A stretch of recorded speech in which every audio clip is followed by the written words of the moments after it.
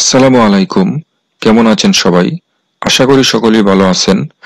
যারা কোরিয়ান ভাষার বেসিক শিখতেছেন তাদের জন্যই আজকের এই ভিডিওটি। এই ভিডিওর টপিক হচ্ছে কোরিয়ার ঋতু। কোরিয়ান ভাষার ইউবিটি পরীক্ষায় প্রায়ই ঋতু বিষয়ক প্রশ্ন করে থাকে। কেজল ঋতু। এখানে আপনি কেজলও পড়তে পারেন অথবা কিয়েজলও পড়তে পারেন, দুইটা উচ্চারণই সঠিক। কেজল বা কিয়েজল অর্থ হচ্ছে ঋতু। কোরিয়ায় ঋতু হচ্ছে চারটি। কোরিয়ায় ঋতু চারটি। 1 নম্বরে পোম। পোম অর্থ হচ্ছে বসন্তকাল। পোম বসন্তকাল। এই পোম বা বসন্তকালের স্থায়িত্ব হচ্ছে মার্চ থেকে মে মাস পর্যন্ত, অর্থাৎ মার্চ, এপ্রিল, মে, এই 3 মাস হচ্ছে পোম বা বসন্তকাল। 2 নম্বরে হচ্ছে ইয়োরুম। এর অর্থ হচ্ছে গ্রীষ্মকাল। ইয়োরুম গ্রীষ্মকাল।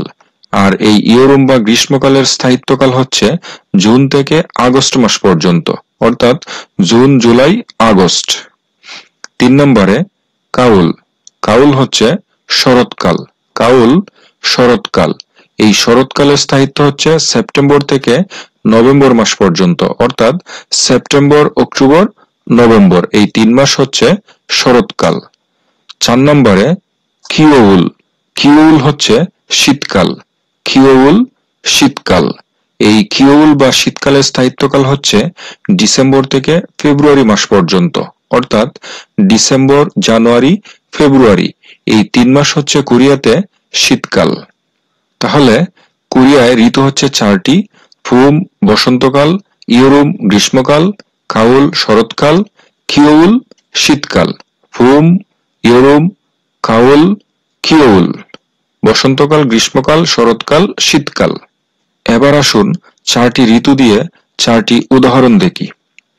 1 নম্বরে জনুন পুমুল সুয়াইয়। পুম মানে বসন্তকাল। জনুন পুমুল সুয়াইয়, আমি বসন্তকাল পছন্দ করি। 2 নম্বরে ইয়োরুম মানে হচ্ছে গ্রীষ্মকাল। ইয়োরুমুন মানি তপসুমনিদা, গ্রীষ্মকালে গরম বেশি। 3 নম্বরে খাউল শরৎকাল। খাউরে নালশিগা সুয়াইয়, শরৎকালের আবহাওয়া ভালো। 4 নম্বরে কিউল অর্থাৎ শীতকাল। কিউরে নুন নুনি অমনিদা, শীতকালে তুষার আসে। আজকের ভিডিওটি এখানেই শেষ করছি। ভিডিওটি ভালো লেগে থাকলে চ্যানেলটি সাবস্ক্রাইব করে নোটিফিকেশন অন করে রাখবেন। আর ভিডিও সম্পর্কিত কোনো মতামত থাকলে অবশ্যই কমেন্ট করে জানাবেন। আল্লাহ হাফেজ।